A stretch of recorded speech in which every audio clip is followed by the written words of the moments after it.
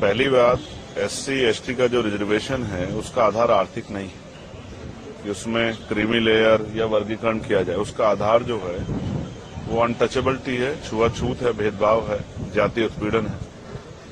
तो सर्वोच्च न्यायालय को हमारी फिक्र, ये बहुत अच्छी बात है, लेकिन सर्वोच्च न्यायालय को सबसे पहले उन्हीं के ऑर्डर के अकॉर्डिंग जातिगत जनगणना करानी पड़ेगी। फिर उसके आंकड़े जुटाने पड़ेंगे, उसके आर्थिक आंकड़े भी जो है जारी करने पड़ेंगे, तभी वो इस चीज सब चीजें कर सकती है।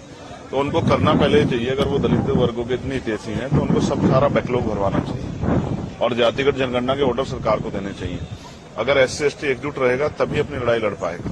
हम तो लंबे समय से अभी जो है SGPG जो है वहां लखनऊ में और इलाहाबाद जो है यूनिवर्सिटी में जिस तरह से NFS करके हमारे लोगों को निकाला गया, ये स्पष्ट है उन NFS को भरवाने के लिए सरकार ने क्या किया, उन NFS को भरवाने के लिए सुप्रीम कोर्ट ने क्या किया है, तो वो कुछ नहीं किया है। हाँ, हमेशा कोशिश ये की गई है कि इनके जो लड़ने वाले लोग हैं उनकी ताकत कम किया जाए। अब SC ST बटने वाले नहीं, आप ही देख लो इस फैसले का कितना समर्थन, कितना विरोध हो रहा है, तमाम लोगों में इसका विरोध है। तो हम स्पष्ट हैं कि हम अपने लोगों को बटने देंगे और हमें अपने लोगों की चिंता है। इसलिए हमने स्वतः जो है 1.5 साल पहले मांग की थी कि जिन जातियों को अवसर नहीं मिला है उनको उनका आरक्षण बढ़ा के 15% शेड्यूल कास्ट को मिलता है और 5% बढ़ा के उन बाकी जातियों को आरक्षण देने की व्यवस्था सरकार करे। ये 1.5 साल पहले हमने लखनऊ PC करके कहा था और दिल्ली में भी।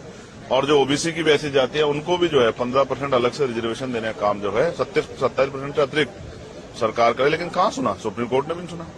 तो जब आप EWS 10% दे सकते हो तो आप जो है 5% शेड्यूल कास्ट के लोगों को बढ़ा क्यों दे सकते? तो मेरा मत तो ये है कि 100% रिजर्वेशन 2% सरकारी नौकरी में कर देते, 98% प्राइवेट सेक्टर है, 2% सरकारी नौकरी में 100% रिजर्वेशन होगा, तो इसकी इतनी संख्या उसको आधार पर उसको मिलना चाहिए। हम सहमत हैं, हमारे भाइयों को कुछ मिलेगा तो हम तो आगे बढ़कर उनका स्वागत करेंगे। लेकिन अगर कोई साजिश करके, कोई षड्यंत्र करके हमारे अधिकारों को लूटने का काम किया, छीनने का, तो ये हम बर्दाश्त नहीं करेंगे, डाका नहीं बर्दाश्त करेंगे अपने हकों पे।